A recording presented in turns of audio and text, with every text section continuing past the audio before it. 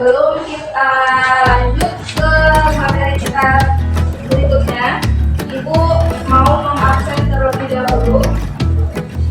Yang tidak hadir hari ini ada Cindy Sophie tidak hadir, keterangannya izin.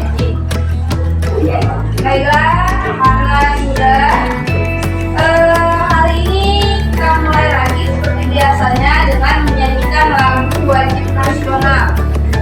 Nah, bisa bergantian. Kalau kemarin lupus, hari ini mau siapa? Ada? Ayu. Oke, silakan Ayu. Ya, kita ambil satu nusa satu bangsa, ya.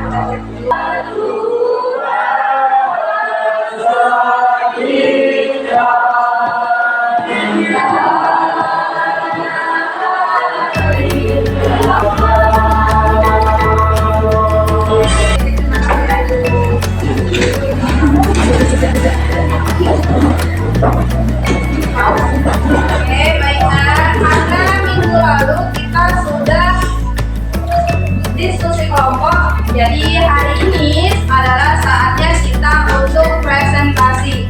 Nah, kita akan presentasi. Ibu yang menentukan atau kalian yang menentukan siapa dulu yang presentasi? Kelompok kalian? Oke, kalian.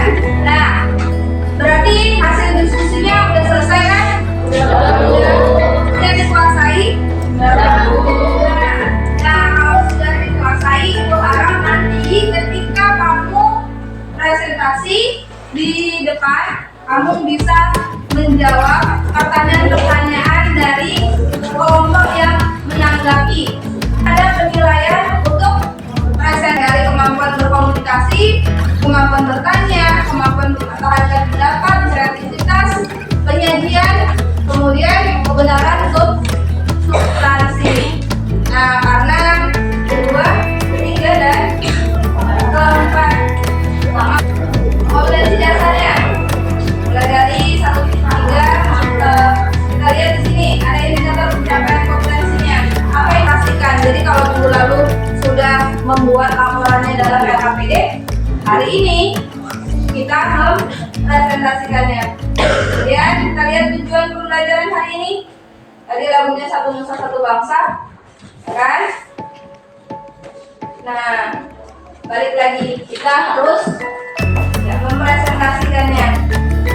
Nah, ini aturannya yang tadi. Kelompok 1 menjadi penyangga untuk kelompok 5, kelompok 2 menjadi penyangga untuk kelompok 1, kelompok 3 menjadi penyangga untuk kelompok 2, kelompok 4 menjadi penyangga untuk kelompok 3, kelompok 5 menjadi penyangga untuk kelompok 4. Nah, oke, kalau sudah siap, langsung aja moderator dimulai. Assalamualaikum warahmatullahi wabarakatuh. Waalaikumsalam warahmatullahi wabarakatuh. Selamat pagi teman-teman semuanya. Hai. Perkenalkan kami dari kelompok 1. Intinya kami di sini untuk mempresentasikan tentang kemajuan desain di bidang teknologi. Perkenalkan, nama saya Dian Nursabila dan rekan di sebelah saya. Perkenalkan, nama saya Melina Andreani, saya sebagai notulen. Perkenalkan, nama saya Nurhanisa, saya sebagai pemateri pertama. Perkenalkan, nama saya Suldariati sebagai pemateri kedua. Perkenalkan, saya Nais. Perkenalkan, nama saya Muhammad Yudi Pranata. Sebagai keempat, kembali ke saya. Terima kasih kami. Pada pemateri kami persilakan untuk menyampaikan materi. Baiklah, di sini saya akan menjelaskan hasil diskusi kami tentang iptek dalam bidang ekonomi. Adapun dampak positif kemajuan iptek. Langsung aja lagi ya. Oke, langsung aja sekalian notulennya menulis 2 pertanyaan sekaligus.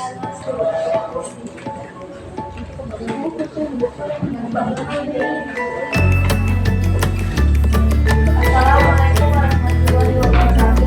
Waalaikumsalam warahmatullahi wabarakatuh.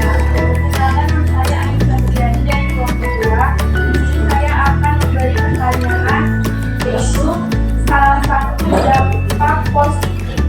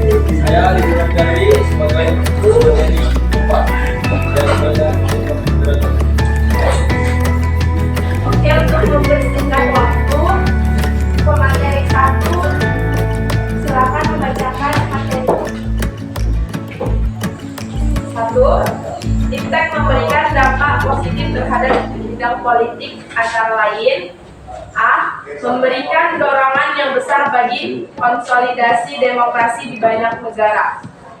B. Meningkatkan hubungan diplomatik antar negara. C.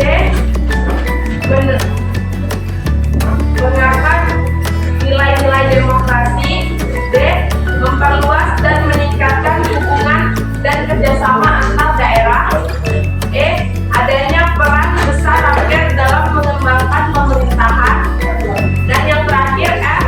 Kegiatan komunikasi untuk keperluan politik dengan menggunakan teknologi informasi menyebabkan sampainya berita dengan cepat, dilakukan secara efisien dan nyaman.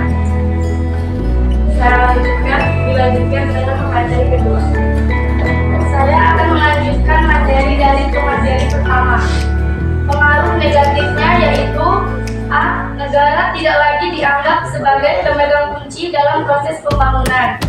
Yang kedua, timbulnya gelombang demokratisasi yaitu damaan akan kebebasan.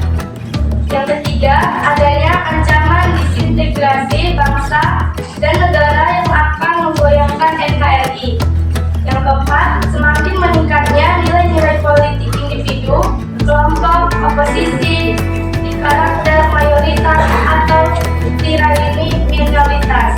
Yang kelima, timbulnya fanatisme rasial, etnis, dan agama dalam forum organisasi. Yang keenam, timbulnya unjuk rasa yang semakin berani dan terkadang mengabaikan kepentingan umum. Yang ketujuh, adanya konspirasi internasional, yaitu tentang kekuasaan dan percaturan politik.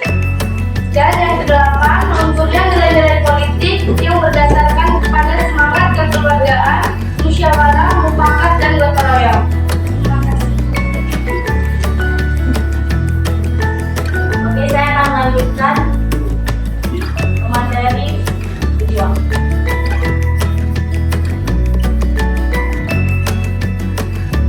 Selesai pembelajaran kita hari ini, ada yang bisa memberikan kesimpulan dari apa yang sudah kita pelajari kemarin dan hari ini? Ada yang bisa memberikan kesimpulan? Ada? Oke, silakan Nanda. Ya, boleh berdiri. Kesimpulan pembelajaran yang terakhir dapat memahami dampak positif serta negatif dari berbagai perkembangan ilmu teknologi di bidang pendidikan, politik, ekonomi, sosial budaya, serta pertahanan dan keamanan, sehingga kita dapat lebih bijak lagi dalam menyikapi kemajuan iptek dalam kehidupan sehari-hari. Oke, itu dia tadi dari Nanda kesimpulannya dari yang sudah dipresentasikan dan kita pelajari kemarin. Ada kemajuan iptek di bidang politik, ekonomi, sosial budaya, pertahanan, sampai di bidang pendidikan. Nah, ternyata ada dampak positifnya, ada juga dampak negatif. Nah, bagaimana caranya kita menyeleksinya sesuai dengan bidang kemajuan ipteknya? Gimana, dengan cara apa? Dengan cara kita harus memperkuat ideologi kita. Nah, kalau ideologi kita sudah kuat, ideologi Pancasila dalam diri kita sudah kuat, sudah tertanamkan dengan baik di dalam diri kita, tentunya kita dapat mengambil tempat dimanapun kita berada dan dalam kondisi kemajuan zaman yang semakin hari semakin bertambah, semakin meningkat, ya kan? Nah, untuk itu perlu membentengi diri kita selain dengan pengetahuan juga dengan keimanan, supaya teknologi tidak salah menggunakan. Nah, itulah dia kesimpulan yang bisa kita ambil untuk pembelajaran kita hari ini. Nah, berdoa itu menjelaskan minggu depan. Nanti minggu depan kita lanjut di topik pembahasan berikutnya.